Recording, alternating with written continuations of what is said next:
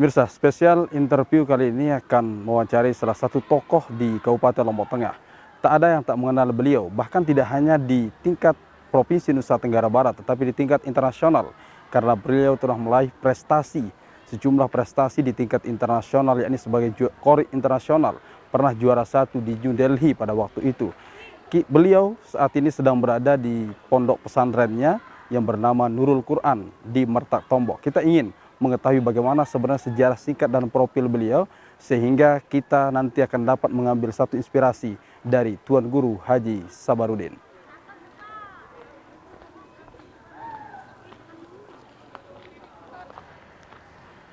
Ya, Mirsa, kita lihat bahwa Tuan Guru Haji Sabarudin sedang memberikan pengarahan kepada santri dan santriwatinya. Kita akan samperin beliau sambil berbincang-bincang banyak nanti bersama beliau. Siap, gerak.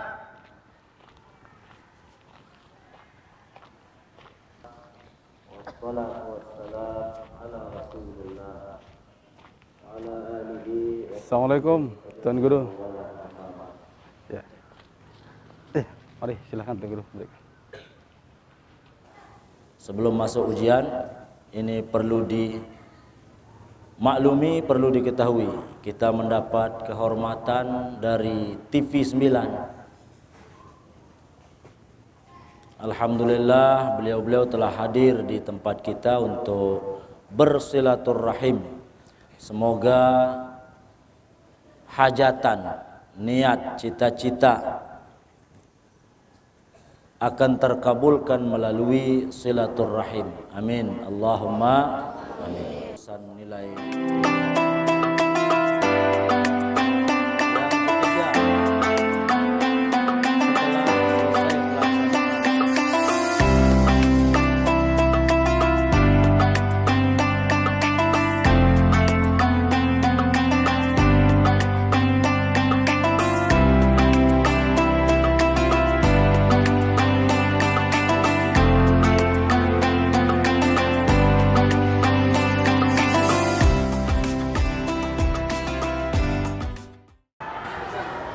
Ya, Tuan Guru, kalau kita lihat tadi itu pengarahan untuk apa kepada santri dan santriwati kita yang ada di Ponpes Nurul Quran ya? Jaya. Setiap sore, mulai dari hari Ahad kemarin memang ini sedang berlangsung ujian diniyahnya. Ujian diniyahnya. Karena formalnya sudah berlangsung 4 hari, lalu kemudian diniyahnya juga seperti itu. Karena ikon daripada pondok pesantren kita di sini alhamdulillah lebih mengedepankan diniyahnya. Jadi maksud saya, ya ketika mereka umpama dia lulus di kelas 3 SMP atau yang kelas 3 aliyah di formalnya, tetapi dia tidak lulus di ujian diniyahnya, maka tidak boleh dia mengambil ijazah formalnya. Artinya dua-duanya harus lulus? Dua-duanya harus lulus. Yang lebih diutamakan adalah ijazah diniyahnya dulu untuk boleh mengambil ijazah formalnya. Oke.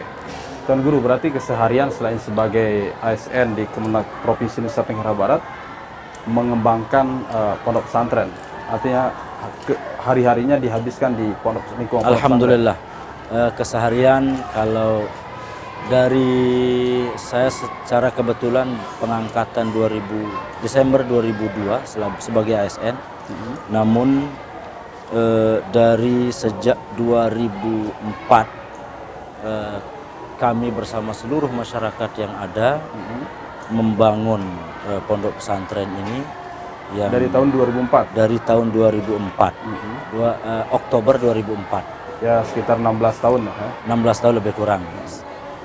Alhamdulillah.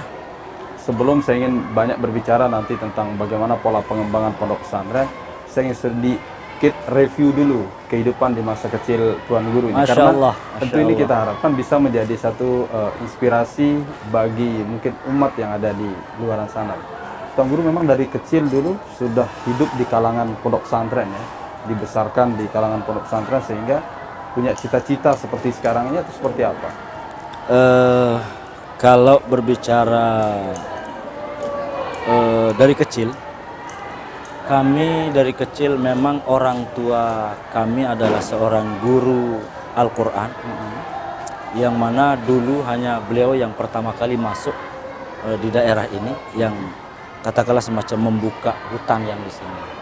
Jadi asal mula kami adalah orang tua kami berasal dari Babakan Mataram. Nah, tetapi beliau yang pertama kali masuk di sini, lalu kemudian membuka hutan ini dan diberikan izin oleh yang termasyhur namanya dengan sebutan Datuk Tombok. Nah, Datuk Tombok ini memberikan izin, merestui beliau untuk mendirikan sebuah musala, yang mana di musala itulah beliau berkiprah mulai mengajarkan alif ba ta kepada seluruh masyarakat. Nah, kami bukan berasal dari kalangan yang dibesarkan di pondok pesantren. Justru kami adalah anak dari buruh tani, yang mana kemana sawah yang akan dikerjakan, kesitulah kita berpindah rumah. Tapi orang tua dulu kan mengajarkan Al-Quran Orang sejak tua, kecil. orang tua mengajarkan Al-Quran memang tugasnya dari, nah dan kami dididik dari sejak kecil memang untuk Al-Qurannya. Nah, setelah kami masuk di Sanawiyah Aliyah, baru kami mendalami Al-Quran. Sanawiyah Aliyahnya di mana dulu? Sanawiyah Aliyah kami di Al-Maghfurlah Tuan Guru Haji lalu Muhammad Faisal Praya. Yang di sebelah timur Pendopo Bupati. Oke. Nah, disitulah kami mendalami Al-Quran, baik dari segi bacaan yang langsung diajarin oleh beliau, kemudian lagu, ada Tuan Guru Haji Syahdi Amin dulu yang mengajarkan lagu, dan ada almarhum Ustadz Luqman namanya yang memberikan pelatihan sampai beberapa bulan, sehingga alhamdulillah setelah tahun 2001 dengan izin Allah tentunya kami dikirim ke India pada waktu itu. Itu baru selesai aliyah atau? Kami selesai aliyah itu tahun 92. Tahun 92. Jarak Selesai 8 tahun berarti. Nah, selesai aliyah itu apa kegiatan dilakukan oleh Tuan Guru? Nah, selesai aliyah kami, karena memang ekonomi daripada orang tua kami tidak memungkinkan untuk kami, karena memang hajatan kami dulu ingin melanjutkan ke perguruan tinggi ilmu Al-Quran yang di Jakarta.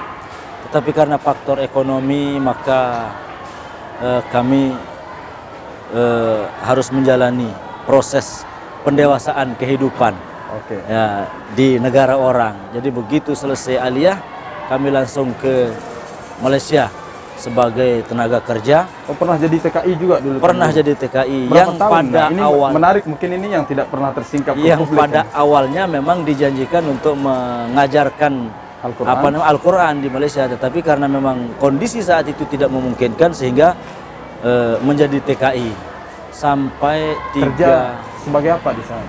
Pertama kami 6 bulan di Johor itu sebagai buruh di kebun sayur. Kemudian setelah itu baru ke ladang sawit selama 2 tahunan. Baru setelah itu pindah ke bangunan yang tinggi-tinggi kayak di Negeri Sembilan, Kuala Lumpur. Itu 1 tahun 6 bulan, sehingga di Malaysia itu sampai 3 tahun 8 bulan. 3 tahun 8 bulan. Dari selesai aliyah berarti dari masuk selesai ke Malaysia jadi TKI yang awalnya mau menjadi guru Al-Quran di sana. Alhamdulillah. 3 tahun 8 bulan. 3 tahun 8 bulan. Namun alhamdulillah berkat izin Allah tentunya, selama kami di Malaysia, walaupun begitu dalam kondisi kerja dan sebagainya, kami tidak pernah lupa untuk bagaimana berlatih walau di bawah pohon kelapa sawit gitu. Setelah 3 tahun 8 bulan di Malaysia itu, apakah pulang langsung ke kampung halaman atau kemana lagi? Nah, begitu 3 tahun 8 bulan kami langsung pulang ke tempat ini, dan alhamdulillah dengan izin Allah kami juga waktu itu sudah memang ditunggu oleh masyarakat, karena dulu begitu selesai aliyah belum pengumuman lulus dan tidak, kami sudah dibawa langsung ke Malaysia. Nah, jadi begitu pulang sudah ditunggu oleh masyarakat, lalu kemudian mulai lagi untuk mengajarkan Al-Quran, mulai dari apa namanya, tadarus dan sebagainya, termasuk juga yang pada waktu itu lagu-lagu guru-guru daripada lagu-lagu Al-Quran ini masih sangat-sangat minim. Sehingga kami juga waktu itu belajar sampai ke jalan kaki sampai ke Batu Jai, kemudian sampai ke Dari sini ke Batu Jai jalan kaki.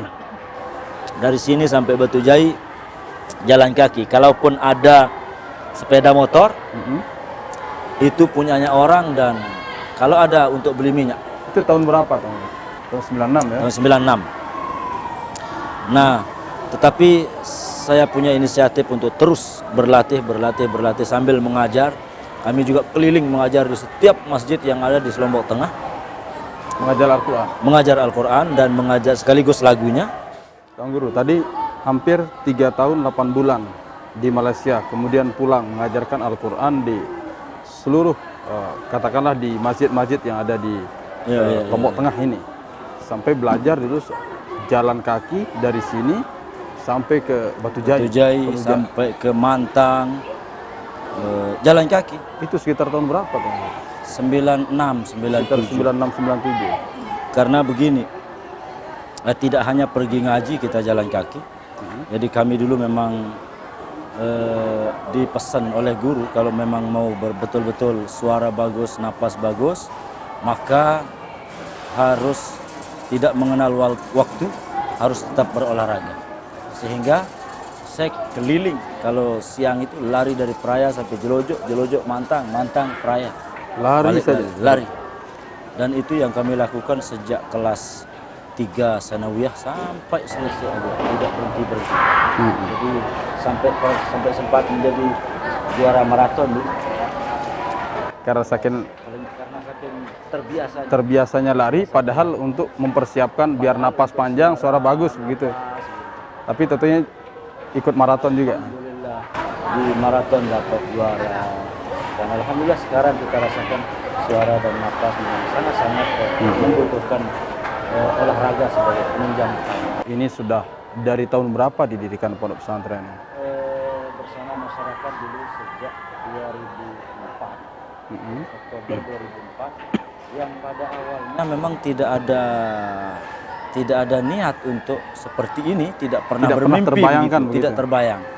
Yang pada awalnya dulu hanya 7 orang sebenarnya yang mulai mengaji Al-Quran ini, mulai dari tajwidnya, kemudian lagunya, terus menerus setiap sore, setiap malam. Nah, yang 7 orang ini terus tanpa henti, setiap sore mereka pergi sekolah pagi, lalu kemudian sore ngaji terus sampai malam. Setelah 6 bulan berjalan mereka seperti ini, bertambah lagi temannya, bertambah sehingga tahun berikutnya bertambah jadi 37 orang. 37. Sedangkan saya sendiri, mohon maaf, dalam kondisi yang tidak berada saat itu, rumah saja kami tidak punya, apalagi untuk menempatkan santri yang sampai 37 orang. Namun kami berpikir bahwa bagaimana upaya, lalu kemudian orang tuanya juga menyerahkan sepenuhnya kepada kita, terserahlah bagaimana caranya supaya bisa dididik. Akhirnya kami bermusyawarah dengan masyarakat, meminjamkan tempat satu ruangan yang di depan masjid. Ada kebetulan, ya katakanlah ruang merbot gitu. Dan masyarakat memberikan izin, mereka tinggal di situ 37 orang dalam ruangan yang sangat sempit. 3 kali berapa itu, 3 kali 7 mungkin. Tetapi itulah yang mengawali sesungguhnya sehingga bisa seperti ini. Nah, begitu tahun berikutnya, padahal itu ngaji tok, tidak sekolah. Sekolahnya mereka keluar. Oke. Nah, tahun berikutnya masuk lagi 47 orang, jadi 100 lebih, sehingga udah kewalahan. Baru kita bermusyawarah untuk dengan masyarakat, termasuk juga pejabat-pejabat kita yang di Praya, ikut prihatin melihat kondisi itu, sehingga alhamdulillah dengan musyawarah maka keputusan kita akan membeli tanah ini yang dulunya masih sangat sawah semua. Ada 15 are dulu di sini yang awalnya kita beli ini hanya 15 are. Nah, itulah yang kita miliki. Nah, dari 15 are ini baru langsung kita dirikan gedung yang sebelah barat untuk asramanya. Yang dulunya kita tidak menerima santri putri, Oke. hanya putra. Karena tidak ada tempat. Karena tidak ada tempat. Tahun demi tahun, tahun demi tahun, tahun demi tahun, sampai 2007, 2008, masyarakat sudah sedikit khawatir karena santri banyak, tidak ada yang sekolah formal. Karena kita di sini, mohon maaf, dia mengambil jurusan masing-masing. Jadi ketika setelah mereka selesai dari ujian yang 6 bulan, baru mereka mengambil jurusan. Kalau misalnya bakat mereka adalah tilawah, maka mereka masuk daftar kembali di jurusan tilawah. Kalau mereka memang bakatnya di tahfiz, maka mereka daftar ulang lagi di jurusan Itu setelah 6 bulan itu. Setelah 6 bulan. Ibaratnya latihan dulu lah untuk melihat Jadi, bakatnya. Kenapa harus 6 bulan? Masa yang 6 bulan inilah penggodokan fasohahnya, bacaannya, tajwidnya. Setelah fasih, setelah bagus tajwidnya, baru kita memberikan peluang melalui seperti apa bakat dan minat mereka. Termasuk juga yang kaligrafi, dan ini juga yang ini adalah sudah 3-4 kali mewakili Nusa Tenggara Barat untuk di cabang khot kaligrafi. Ini adalah hasil karya daripada santri semua. Tidak ada yang ada yang orang lain. Tidak ada orang lain. Oke. Hingga sekarang akhirnya menjadi sekitar 1.200 santri. Sekarang menjadi 1.200-an santri. Di luas berapa? Luas areal kita ini sudah mencapai 1,2 hektar. 1,2 hektar. 1,2. Tetapi tidak di satu tempat. Ada blok A yang di atas belakang madrasah sana, kemudian ini yang pertama sebagai induk, baru kemudian ada blok A untuk putri, kemudian blok B untuk putri yang aliyah, kemudian seberang sana lagi ada 60-an are. Tuan Guru, apa yang dilihat oleh Tuan Guru sendiri ketika melihat perkembangan pondok pesantren ini dari tahun ke tahun, dari tahun berikutnya ini semakin pertumbuhannya semakin pesat, bangunannya semakin banyak, kemudian santrinya juga semakin pesat. Apa yang dilihat oleh Tuan? Kami secara sederhana saja berpikir bahwa melihat perkembangan ini semakin pesat begitu, maka kami hanya bercita-cita bagaimana memanage madrasah pesantren ini, tentu sebagaimana pondok pesantren lain yang mampu bersaing baik di tingkat nasional maupun di tingkat internasional. Melalui manajemen pondok pesantren, lalu kemudian peningkatan mutu yang alhamdulillah setiap bulan kita kawal terus, baik yang jurusan tilawah maupun yang jurusan tahfiz, yang jurusan khot kaligrafi dengan yang jurusan kajian-kajian kitab. Maka salah satu di antara upaya kita untuk peningkatan mutu tentu tidak terlepas juga dari eksternal kita, yang mana alumni-alumni yang sudah selesai di Mesir, yang sudah selesai di Salatiyah, kita balikkan kembali ke pondok, lalu kemudian untuk mengabdi begitu. Untuk mengabdi, termasuk juga tenaga-tenaga kita yang dari luar juga masih banyak yang alhamdulillah mengabdi di tempat ini. Tuan Guru, apa yang ingin dilakukan ke depan oleh Tuan Guru di pondok pesantren ini yang sekarang masih belum bisa diwujudkan? Yang cita-cita besar kami tentu sangat berhajat untuk bagaimana sentral daripada Al-Quran minimal untuk Nusa Tenggara Barat itu berada di tempat ini. Nurul Quran. Nggih. Jadi maksud saya dari sekian banyak jurusan ini ada tilawah, ada tahfiz, ada kaligrafi, ada kajian kitab.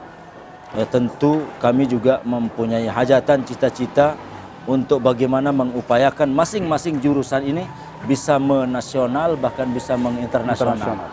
Maksud saya salah satu contoh untuk cabang tilawah misalnya, bagaimana jurusan tilawah ini mampu sampai mendunia, dan alhamdulillah sudah terbukti. Begitu juga yang di khot, begitu juga yang di Sudah banyak yang dikirim sampai ke tingkat nasional. untuk internasional. yang tilawah dan khot, yang kaligrafi, alhamdulillah sudah go nasional semua mereka.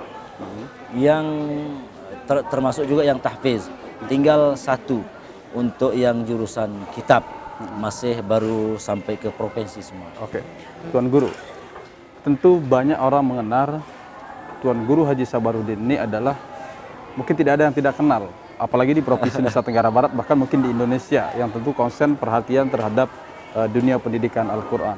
Sebagai juara satu, waktu itu yang bikin Tuan Guru meledak namanya itu adalah ketika menjadi juara satu tilawah di New Delhi, India, tingkat internasional. Itu bagaimana ceritanya Tuan Guru? Pernah sempat bermimpi nggak sampai ke tingkat internasional, kemudian menjadi juara satu? Apa sebenarnya yang dilakukan oleh Tuan Guru?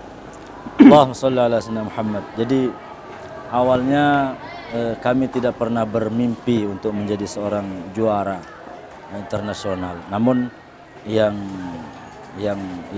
saya ingin sampaikan adalah, pertama, saya pernah bercita-cita di tahun 1984 ketika saya masih kelas 4 SD.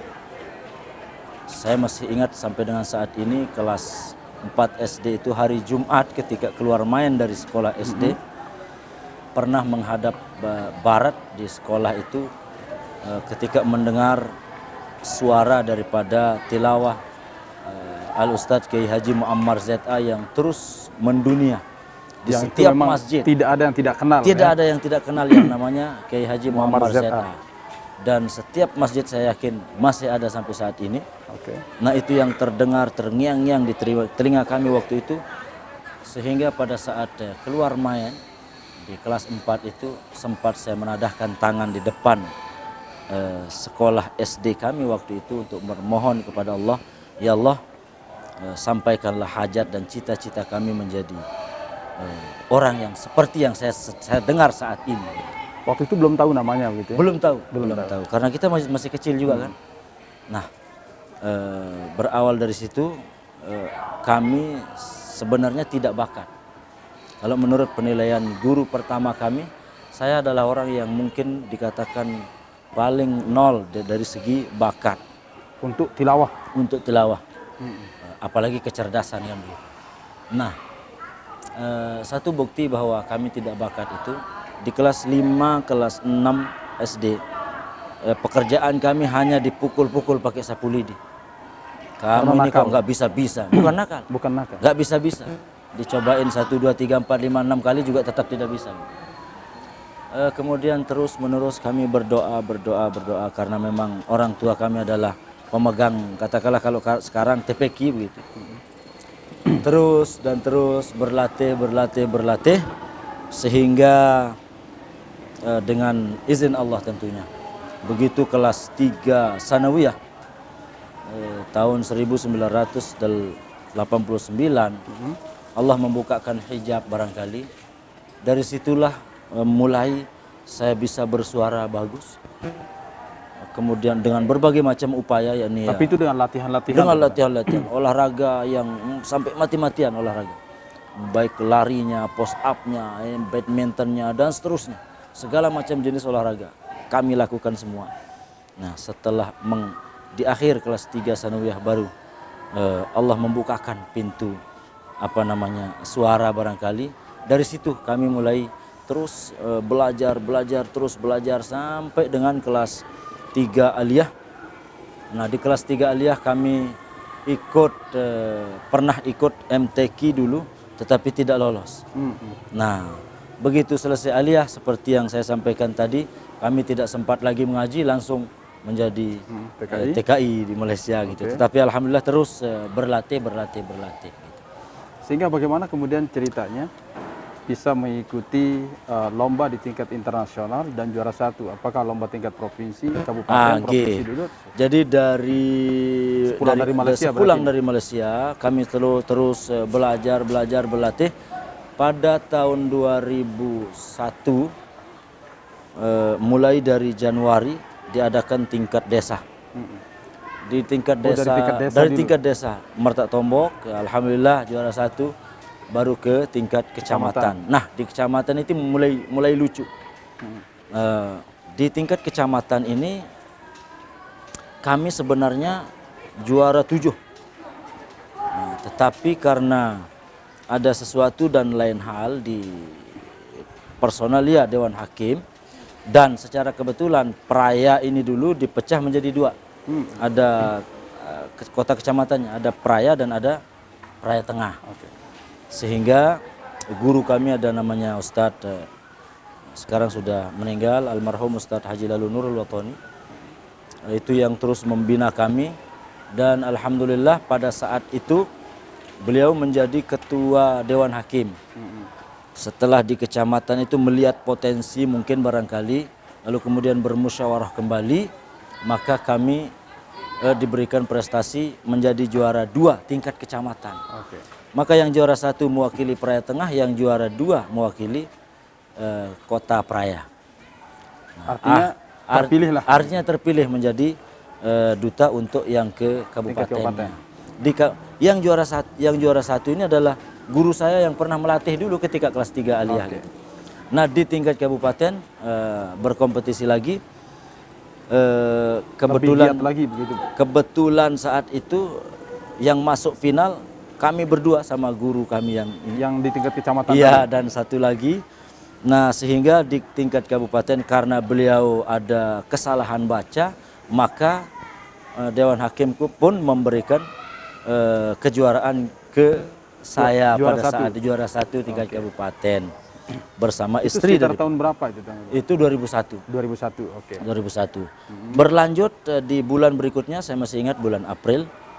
Tingkat provinsi di Giri Menang. Iya. Alhamdulillah kita diberikan amanah oleh Allah menjadi juara 1 di tingkat provinsi. Maka berangkatlah ke nasional. Nah, tingkat di Jakarta, di Pondok Gede waktu itu. Nah, di nasional waktu itu juga agak sedikit mau dikatakan lucu juga tidak. Saya tampil terakhir, dan pada saat itu yang menjadi ketua koordinator Dewan Hakim tingkat nasional adalah Profesor Dr. Kiai Haji Said Akil Hussein Al Munawar MA, mantan menteri kita. Menteri Agama. Nah, begitu selesai saya tampil, kalau di STQ kan tidak ada final. Begitu selesai tampil, saya dipanggil sama beliau. Kamu dari mana? NTB, Ustaz. NTB saya tidak pernah dengar nama ini di NTB. Apa kamu tidak pernah ikut? Memang saya tidak pernah ikut dari kecil sampai remaja, sampai dewasa. Dewasa pun hanya kali ini saya ikut. Nah, besok kita